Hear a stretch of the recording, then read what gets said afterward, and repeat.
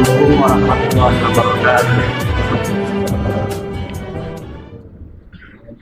Alhamdulillahil wahidil ahad, al-fardis samad, lam yalid wa lam yulad wa lam yakul lahu kufuwan ahad.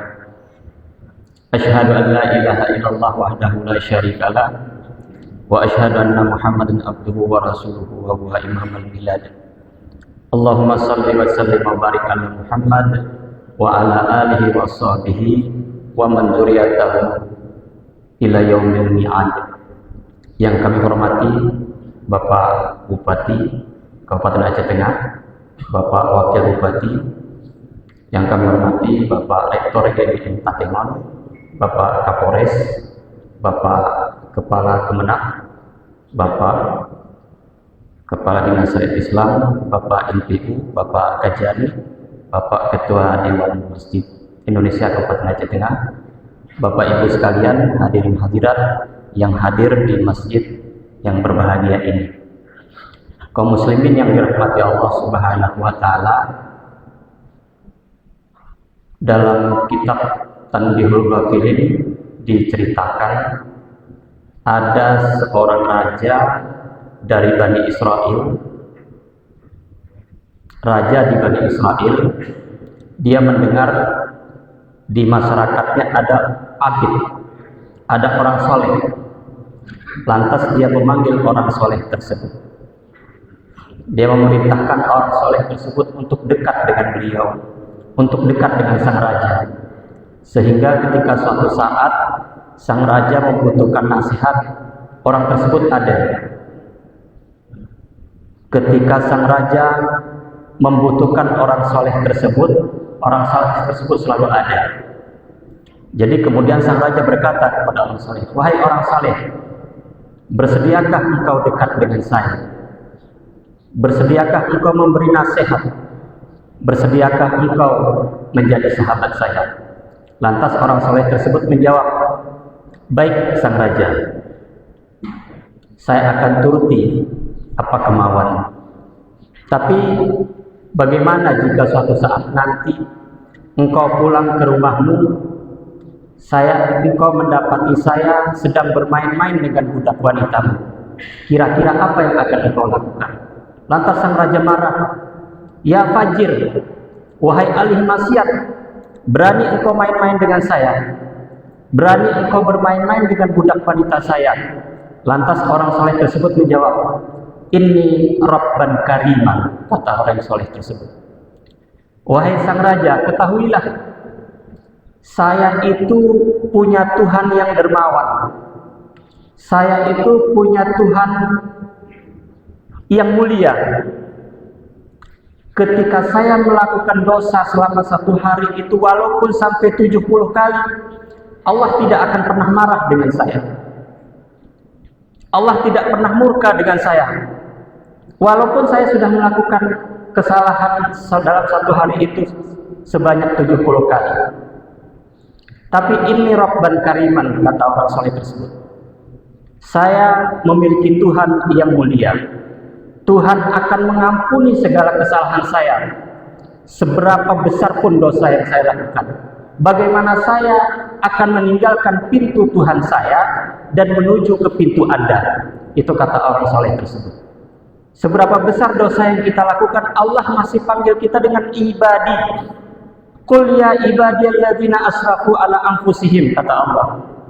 "Wahai hamba-hambaku, seberapa besar pun, seberapa banyak pun dosa dan kesalahan yang kita lakukan, Allah masih panggil kita dengan ibadi." Terkadang kita sering melampaui batas, tapi Allah masih panggil kita dengan la taqnatu min rahmatillah. Janganlah berputus asa dari rahmat Allah. Ketahuilah, kasih sayang Allah itu luar biasa. Innallaha yaghfiru dzunuba jami'a. Allah itu akan mengampuni semua kesalahan kita. Allah itu akan mengampuni semua dosa-dosa yang pernah kita lakukan. Bahkan kaum muslimin dan kaum muslimat yang dirahmati Allah Subhanahu wa taala, ada satu nikmat yang nikmat itu sangat besar. Tapi terkadang kita tidak menyadari bahwa itu nikmat yang sangat luar biasa. Nikmat itu adalah nikmat syatrun. Seberapa besar kesalahan dan dosa yang kita lakukan, tapi Allah masih menutupinya. Kalau Allah mau membuka kesalahan kita, kalau Allah mau membuka aib kita, semua dunia tahu. Setiap kita berbuat salah, semua dunia tahu. Setiap kita berbuat tidak baik, semua dunia tahu. Kalau Allah mau. Tapi kita masih diberi nikmat, ditutupi segala aib kita, ditutupi segala kesalahan kita. Karena tidak ada satupun di antara kita yang tidak pernah berbuat salah sekecil apapun. Tidak ada satupun di antara kita yang tidak pernah berbuat kesalahan. Tapi nikmat itu masih diberikan oleh Allah. Betapa kasih sayang Allah itu selalu tercurahkan kepada kita. Nikmat syatrun. Jadi nikmat itulah yang perlu kita syukuri. Bahkan bukan artinya kita ingin meremehkan perbuatan dosa, tidak. Tapi setiap kita berbuat dosa, Allah akan menampuni sepanjang kita mau bertobat. Kaum muslimin, kaum muslimat yang dirahmati Allah Subhanahu wa taala. Yang terakhir, ada 4 pesan Nabi. Pesan ini sangat berharga bagi kita semua. Nabi menyebutkan arba'un ba'da dzanbin syarrun minadz dzanbi.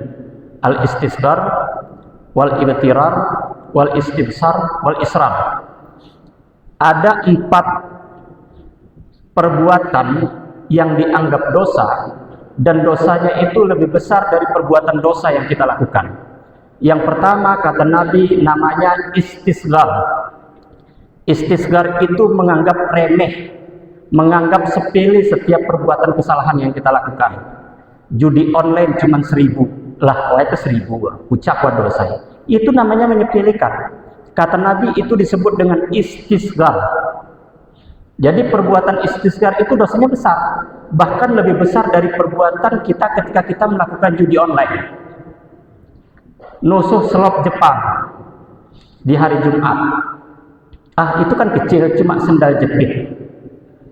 Dalam hati kita yang menganggap itu perbuatan dosanya dosa kecil, di sisi Nabi itu dosanya besar, bahkan lebih besar dari perbuatan dosa yang kita lakukan. Itu yang pertama, menganggap sepele, menganggap kecil setiap perbuatan kesalahan yang kita lakukan.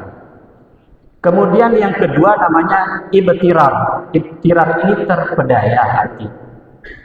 Terpedaya itu begini, kita melakukan perbuatan dosa, kemudian kita hafal dalilnya. Innahu ghaffar liman taba. Allah itu maha pengampun dari setiap kesalahan berbuat dosa. Minta ampun, ya berbuat nian, ulangi nian. Minta ampun lagi, ulangi nian. Innahu huwal ghafurur rahim. Kita dora paloya. Jadi berbuat dosa, minta ampun, berbuat dosa, diminta ampun, ulangi nian berbuat dosa. Itu namanya ibtirar. Jadi perilaku dan sikap ibtirar itu dosa besar, bahkan lebih besar dosanya dari perbuatan dosa yang kita lakukan. Yang ketiga namanya istibsar. Istibsar ini merasa bangga, merasa puas hati. Suatu saat kita berencana hendak melakukan perbuatan dosa, kemudian perbuatan itu kita eksekusi, kita lakukan. Setelah kita lakukan, puas hati kita, ngebangga bahwa saya sudah melakukan apa yang saya rencanakan. Dan ternyata apa yang saya rencanakan itu salah, perbuatan dosa. Maka kepuasan hati, berbangga hati itu disebut dengan istibsar, dan itu dosa besar, dan dosanya lebih besar dari perbuatan dosa yang kita lakukan. Yang terakhir kami Nabi itu disebut dengan israr. Israr itu dosa yang kita lakukan secara berkelanjutan. Berbuat dosa, ulangi nian. Jadi semakin mengulangi maka volume dosanya semakin besar, seperti bola salju. Itu namanya israr, karena kita melakukan karena berkekalan, berkelanjutan, terus menerus kita lakukan. Jadi itu disebut dengan israr. Jadi kaum muslimin yang dirahmati Allah Subhanahu wa taala, kita mengapresiasi sebesar-besarnya program Bapak Bupati yang ingin mencapai Takengon bersih. Jadi selain kita mengupayakan lingkungan kita bersih, kita juga mengupayakan diri kita, batin kita, jiwa kita bersih. dari perilaku, dari karakter-karakter yang tidak sesuai dengan aturan syariat Islam.